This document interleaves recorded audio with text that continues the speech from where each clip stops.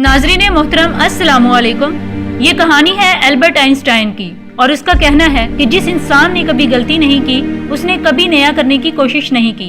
वो 14 मार्च 1879 को जर्मनी में पैदा हुए। उनका सर ज़रूरत से ज़्यादा बड़ा था। वो बचपन में आम बच्चों से मुख्तलिफ थे और किसी किस्म की शरारतों में हिस्सा नहीं लेते थे, बल्कि हर वक्त चुपचाप और अलग थलग रहना पसंद करते थे।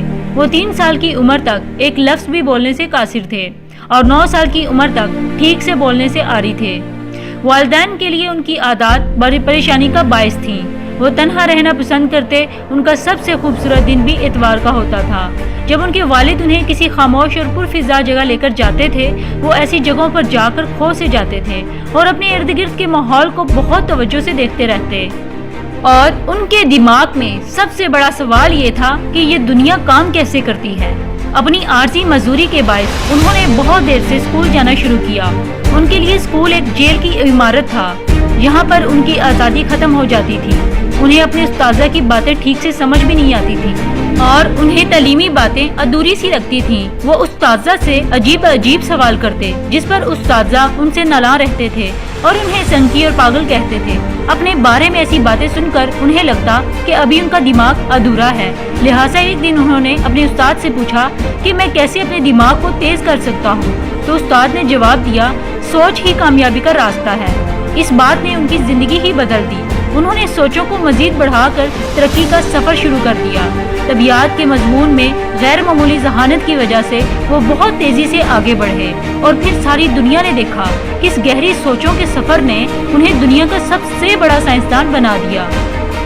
नाज़रीन मोहतरम, अजीम मुफक्कर और साइंसदान आइंस्टाइन का नजरिया अज़ाफियत में एक सदी गुजर जाने के बाद भी जदीद तरीन आलात और बड़े पैमाने पर वसाइल की दस्तयाबी के बावजूद दुनिया भर के माहिरीन मामूली से तरमीम नहीं कर सके और उसके नजरियात की सच्चाई आज भी बरकरार है। कुछ अरसा कबल दुनिया की सबसे बड़ी और महंगी तजर्बागाह में दुनिया भर के साइंसदानों की एक बड़ी टीम ने कई बरस की तहकीक के बाद ये दावा किया था कि उन्होंने रोशनी से भी तेज रफ्तार ज़र्रात दरियाफ्त कर लिए हैं, जिससे आइंस्टाइन का नजरिया बातिल हो गया है। मगर चंद ही हफ्तों बाद उन्हें अपना दावा ये कहते हुए वापस लेना पड़ा कि उनके नताइज आलात में तकनीकी खराबी के बायस दुरुस्त नहीं थे।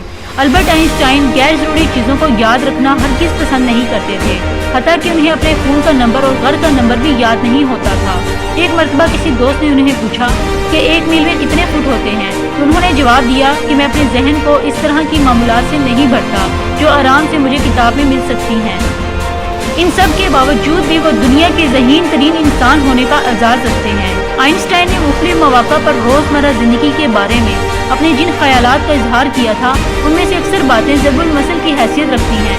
मसलन उनका कहना था कि ज़हीन अफराद मसाइल हल करते हैं और बहुत ही ज़्यादा ज़हीन उनसे अपनी जान बचाते हैं। अगर साइंस आपकी गुज़र औकात का जरिया ना हो तो दुनिया में उससे हैरान कुन चीज़ कोई और नहीं है। मेरा इस पर कामिल यकीन है कि खुदा कायनात के निज़ाम चलाने के लिए पांसा नहीं फेंकता। उनमें से पहली चीज़ कायनात है और दूसरी इंसान की हमाकत है। लेकिन मेरा ख्याल है कि मैं कायनात के लामहदूद होने का दावा यकीन के साथ नहीं कर सकता। मुझे ये तो मालूम नहीं कि तीसरी आलमगीर जंग किन हथियारों से लड़ी जाएगी, लेकिन मुझे यकीन है कि इंसान चौथी आलमी जंग लाठियों और पत्थरों के साथ लड़ेगा। दुनिया के ज़हीन तरीन इंसान अल्बर्ट आइंस्टाइन ने इस दुनिया को बहुत कुछ दिया। उन्हें दौलत से बिल्कुल भी मोहब्बत नहीं थी, इसलिए बहुत ज़्यादा खैरात करते थे। वो लोगों को खुश करने के लिए ऑटोग्राफ देते और उन्हें बहुत मोहब्बत से मिलते थे। उन्होंने अपनी जहानत को तबियात के मजमून में पहचान कर इतनी तरक्की की कि आज दुनिया उनके नाम को जानती है। अगर वो इसी जहानत को किसी और तरफ लगाते तो शायद आज आप उनके नाम से भी वाकिफ ना होते। जैसा कि वो कॉलेज में तकरीबन बाकी सब मज़ामीन में नाकाम भी हुए थे, लेकिन उन्होंने अपनी सारी तवानाई को एक तरफ लगाकर दुनिया का सबसे बड़ा नोबल इनाम हासिल करने का एजाज़ भी अपने नाम किया। आप भी खुद को किसी शोबा में मखसूस करके और गैर ज़रूरी बोझ से दिमाग को महफूज रख के बहुत आगे जा सकते हैं। फैसला आपने करना है कि आपकी जहानत आपको किस तरफ लेकर जाना चाहती है। मैं उम्मीद करती हूँ आपको मेरी ये वीडियो पसंद आई होगी। मेरी मज़ीद वीडियो के लिए मेरा चैनल ज़रूर सब्सक्राइब कीजिएगा। बहुत शुक्रिया।